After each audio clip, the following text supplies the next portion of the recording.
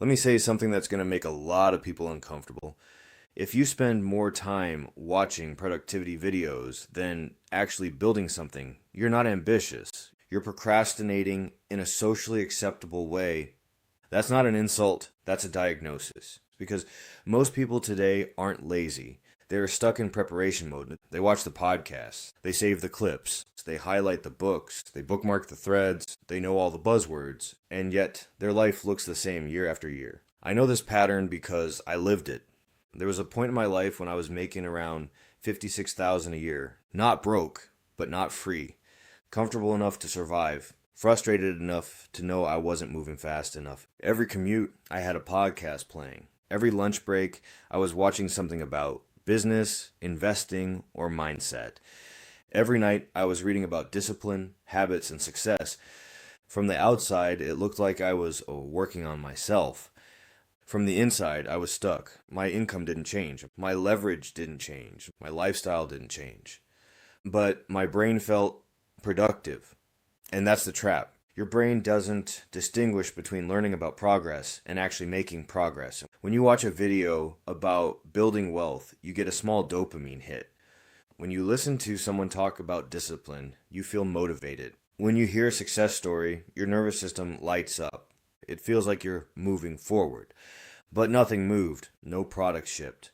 No offer made. No uncomfortable conversation had. No risk taken. Just information. Just inspiration. Just noise. There's an entire industry built around keeping you in this loop. Morning routines, productivity hacks, 10 habits of high performers. The one mindset shift that changes everything. Some of that content is useful. Most of it is designed to be consumed, not implemented. It's productivity entertainment. It makes you feel productive without requiring you to confront your own inaction. I remember meeting a guy who had notebooks filled with business ideas, pages and pages of plans, brand names, revenue projections, app concepts, startup visions. He spoke like an entrepreneur. He sounded sharp. He knew the language. 5 years later, nothing had changed. Same job, same income, same complaints about being underpaid and underappreciated. But his notebooks kept multiplying. He wasn't lacking ideas. He was avoiding execution. Because execution is uncomfortable. Execution is where your idea falls apart in real time. It's where people ignore you. It's where you realize how little you actually know. Execution is where your ego takes hits. Planning feels safe.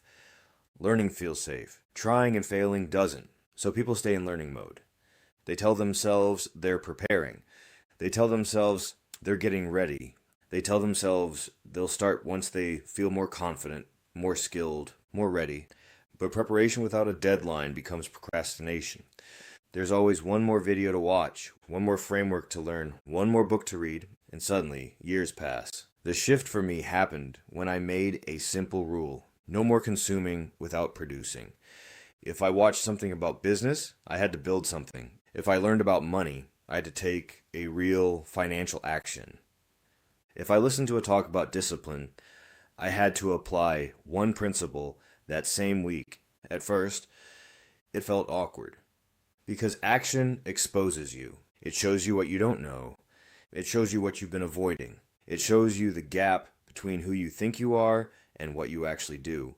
The first thing I built was rough. It wasn't impressive. It wasn't clean. It sure wasn't polished, but it existed. And that single imperfect attempt taught me more than months of consuming content ever did. Because when you build something, reality talks back. You learn what people care about. You learn what they ignore. You learn what actually matters. You learn what doesn't. Execution gives you feedback. Consumption gives you comfort. Only one of those changes your trajectory. Most people don't overconsume productive content because they love learning. They do it because learning allows them to maintain the identity of someone who is on the path without having to face the discomfort of action. As long as you're learning, you can still believe you're the type of person who will succeed someday. Action removes that illusion. Action forces you to confront your current level of discipline, your current level of skill, your current level of courage. And most people would rather protect their self-image then challenge their comfort.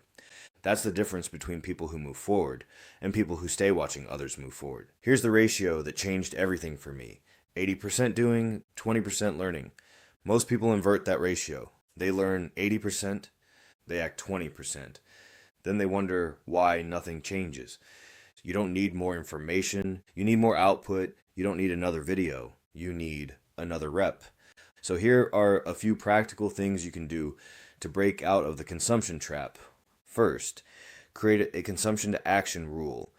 For every piece of content you consume, define one action you will take as a result. Not 5 actions, one real concrete step. If you watch a video about starting a business, your action might be to write the first rough offer. If you listen to a podcast about investing, your action might be to open the account or automate the contribution. If you learn about content creation, your action might be to post your first imperfect video. Second, impose artificial deadlines. Deadlines create movement. Without deadlines, learning stretches forever. Give yourself a ship date, not when it's perfect, when it exists. Decide that in 7 days, something goes live. In 14 days, something is launched. In 30 days, something is in the world. Third, limit how much content you consume daily. Not because learning is bad, but because overexposure creates paralysis. Pick one trusted source. Consume intentionally, then shut the content off, and go build. Fourth, track outputs, not inputs. Most people track how many books they've read, how many videos they've watched, how many podcasts they've listened to. Start tracking how many things you've shipped, how many attempts you've made, how many uncomfortable actions you've taken. Your output is the only honest metric. Fifth, normalize being bad at first. You will be bad before you are good. That's not a flaw. That's the process. Everyone you admire has a graveyard of terrible early attempts behind them. They just didn't stop at the embarrassing phase.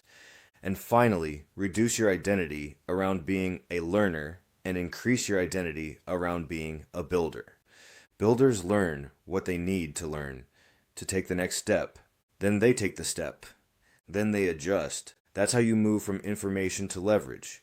That's how you move from inspiration to income. That's how you stop spectating and start participating in your own life. If you've been stuck consuming content, this isn't a call out. It's a wake up. You're not behind because you don't know enough. You're behind because you haven't done enough. Pick one thing you've been preparing for and move it forward today. Not tomorrow, not next week.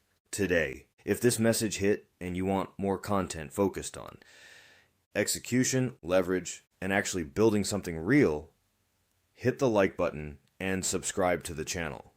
This channel isn't here to make you feel motivated. It's here to help you move. I'll see you in the next one.